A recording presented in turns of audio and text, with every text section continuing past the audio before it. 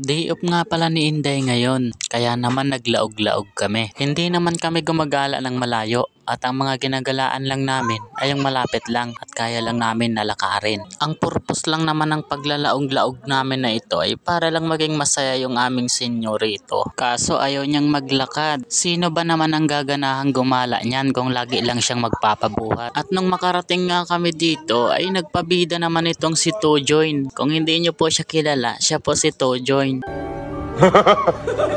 At gusto nga raw niyang subukan itong exercise chair na to para daw lumaki yung mga abs niya. So nice.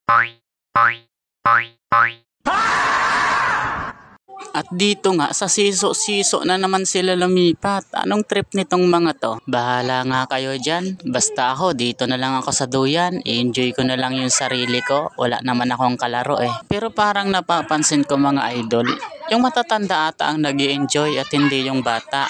Ang akala pa naman namin, yung bata yung purpose bakit kami pumunta rito. At bago nga pala kami tuluyang umuwi mga idol, ay dumaan muna kami sa 7-Eleven kasi gusto daw kumain ng ice cream ni Senyorito. Bumili na rin kami ng tubig kasi nauhaw kami sa paglalakad. Kung umabot ka nga pala sa part ng video na to mga idol, salamat sa'yo.